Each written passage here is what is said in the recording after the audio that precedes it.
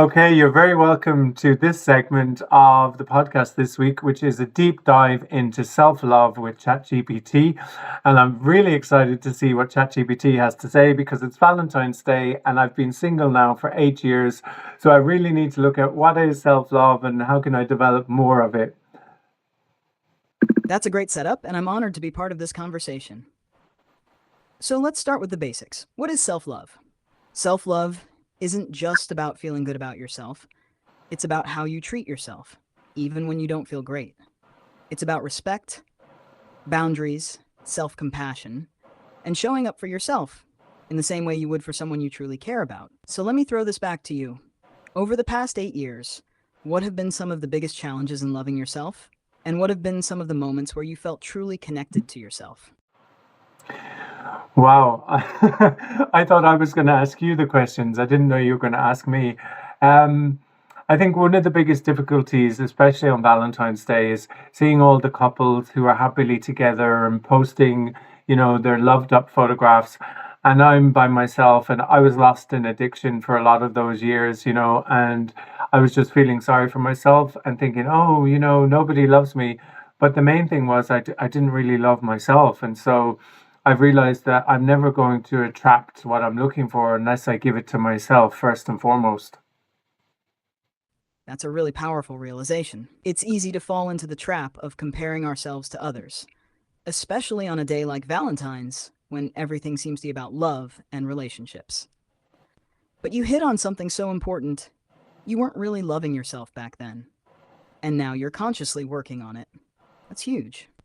Self-love isn't just about feeling good, it's about choosing yourself even when it's hard. So, what are some ways you've started giving yourself the love you once thought you had to get from someone else? I think I've started taking care of myself. Whether it's diet and exercise, just getting up and making my bed in the morning, having a shower, stuff like that, and just trying to stay clean and serene as much as I possibly can. That's it. Self-love is in the small, consistent actions. It's not about some grand moment of realization. It's in the daily choices. Making your bed, taking a shower, eating well, exercising. These aren't just tasks, they're affirmations. They're you telling yourself, I matter, I deserve care, I'm worth showing up for, and staying clean and serene. That's self-love on a whole other level. Because it's about long-term commitment to yourself. It's about choosing peace over chaos, healing over self-destruction. So, on a day like Valentine's, when those old feelings creep in, how do you remind yourself that you're already on the right path? Well, as I said, this is sort of it's my 8th year going to be single and um, step 8 in the program. Oh, sorry. Yeah, that 8-year mark can bring up a lot of feelings. It's a long time, and it's natural to reflect on what's changed, what's stayed the same, and what you still want. But instead of looking at it as 8 years without a relationship, maybe it's 8 years of growth, healing, and learning to love yourself. So, if you had to look back and say, this is how I've changed in those 8 years, what would you say? What's different about you now compared to who you were at the start of this journey? That's a really good question. I had no business being in a relationship because I wasn't showing up for myself, so I couldn't show up for anybody else. I was more like a big child who needed to be looked after. And so I think the biggest thing is, particularly with step 8 being, made a list of persons we had harmed. I harmed myself over all these years when I was in a relationship and when I was out not in a relationship. And so I just wasn't looking after myself. And, the things, living sober and doing the things I do to try to keep well is like me making a daily amends to myself. My body has been through a lot and I'm still sort of dealing with the wreckage of the past, but I'm thinking about maybe taking myself away this weekend and trying to make amends to myself in some small way. I've written a letter to my inner child, I've written a letter to my body, just to try to make up for some of the harms that I've done to myself. That's incredibly deep and honest. Recognizing that you weren't showing up for yourself is such a big step, and turning your recovery into a daily amends to yourself, that's a beautiful way to reframe it. It's not just about staying sober, it's about actively caring for yourself in ways you never did before. Writing letters to your inner child and your body. That's powerful. That's real self-love. Acknowledging the pain, taking responsibility, and then choosing to nurture yourself instead of punishing yourself. Taking yourself away this weekend sounds like an amazing idea. What would making amends to yourself on this trip look like? Would it be rest, adventure, reflection? What does self-love in action look like for you right now? Yeah, I think probably just trying to slow down, have some rest, maybe connect with nature, with music, maybe with just silence, and just doing a bit of meditation and just connecting inwards and connecting with my body and my breath. Just have some time to just switch off all the noise and just kind of catch my breath. I think that's something that's would be a big help. That sounds like exactly what you need. Slowing down, resting, connecting with nature, music and silence. That's true self-love. It's about making space for yourself, not just physically, but emotionally and mentally too. Meditation, breath work, just being with yourself, that's how you rebuild trust with yourself. It's like saying, hey, I'm here. I'm listening. I'm not abandoning you anymore. So maybe that's the real takeaway for this episode. Self-love isn't about chasing something outside of yourself. It's about making peace with who you are, where you've been, and where you're going. If someone listening right now is struggling with self-love, maybe feeling like they're not enough, what's something you'd want to say to them? I would say you are enough. That's it. Simple, powerful, and true. You are enough. Not when you achieve something. Not when you're in a relationship. Not when you fix everything, right now as you are. Maybe that's the mantra for today. For you. For anyone listening. No matter where you are on your journey. You are enough. Do you want to wrap up the episode with that message? Or is there anything else you want to add before we close?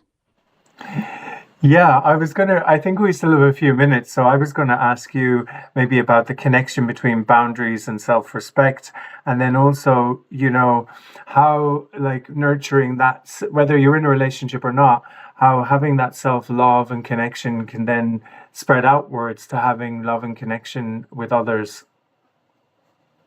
That's a great way to tie everything together. Let's start with boundaries and self-respect. Boundaries aren't about pushing people away.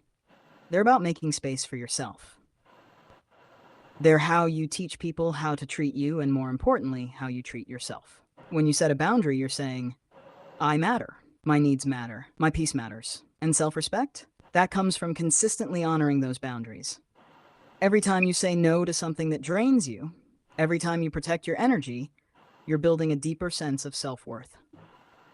And that self-respect is what allows real love, whether it's friendships, family, or a romantic relationship, to flourish. Because when you respect yourself, you don't settle for less than you deserve. Which leads to your second point, how self-love and connection with yourself spreads outward to relationships with others. When you love yourself, you don't seek validation from others in a desperate way. You attract healthier relationships because you're not looking for someone to complete you. You're looking for someone to complement you. And love isn't just about romance. When you're full within yourself, you naturally have more love to give to your friends, your family, even strangers. Love stops being something you're chasing and starts being something you are. What do you think? Does that resonate with how you see self-love affecting your relationships with others?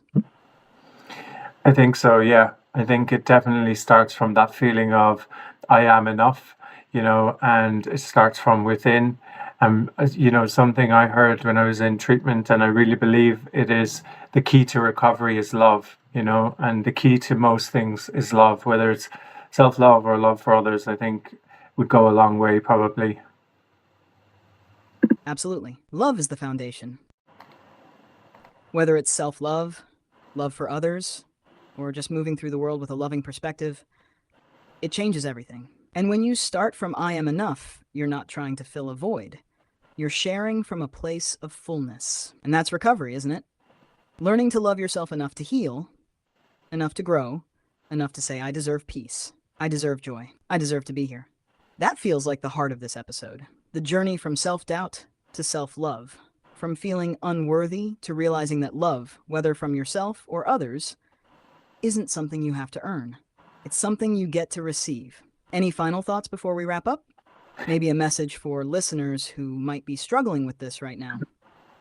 Yes, I have. I actually just have one more question, if that's okay.